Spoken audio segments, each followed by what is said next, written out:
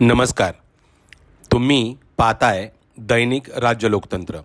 सर्वोच्च न्यायालय ग्राम न्यायालयाच्या मुद्द्यावरनं चांगलेच ॲक्टिव्ह झाले आहे.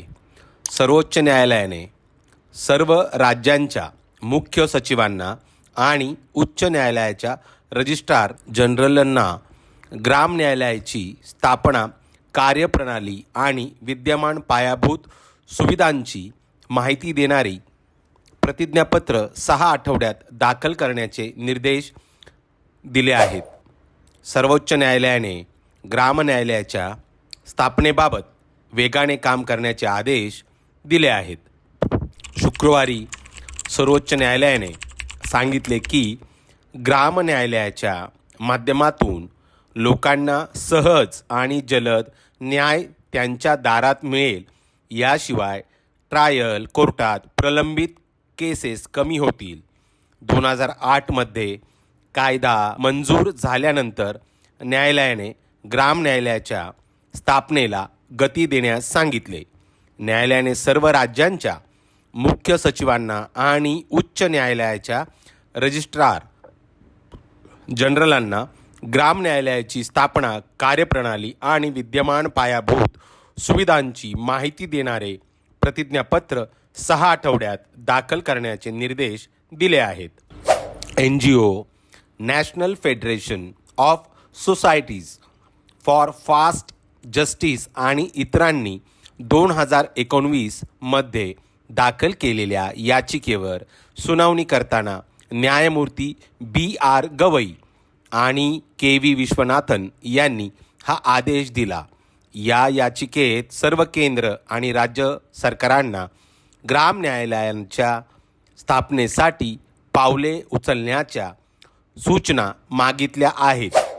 उच्च न्यायालयाच्या सल्ल्यानुसार राज्य सरकार ग्राम न्यायालयासाठी न्यायिक अधिकार नियुक्त करेल, असे सांगण्यात आले. शुक्रवारी याचिकेच्या सुनावणी दरम्यान अधिवक्ता प्रशांत भूषण यांनी सांगितले की कायदा होऊन 16 वर्ष उलटली तरी देशात केवळ 264 ग्राम न्यायालय कार्यरत आहेत. कायदा झाल्यानंतर आत्तापर्यंत 6000 ग्राम न्यायालय स्थापन व्हायला हवी होती. त्यावर खंडपीठाने सांगितले की ग्राम न्यायालयाच्या स्थापनेमुळे लोकांना लवकर न्याय मिळेल, तसेच ट्रायल कोर्टात प्रलंबित असलेले खटले कमी होतील. न्याय हक्कामध्ये सुलभ न्याय मिळण्याच्या अधिकाराचाही समावेश असल्याचे खंडपीठाने म्हटले आहे.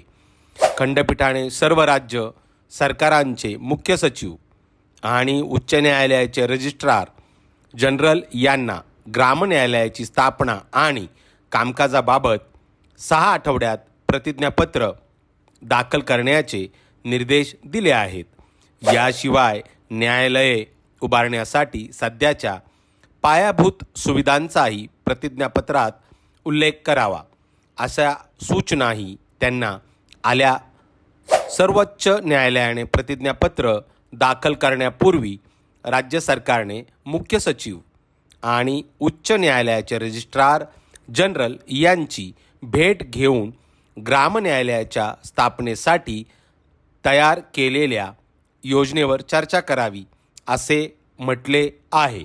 या प्रकरणाची पुढील सुनावणी 11 सप्टेंबर रोजी होणार आहे. सर्वोच्च न्यायालयाने घेतलेल्या निर्णयावर तुमचे मत आम्हाला नक्की कळवा आणि जर राज्य लोकतंत्र चॅनलवर नवीन असाल तर चॅनलला सबस्क्राईब करायला विसरू नका. धन्यवाद.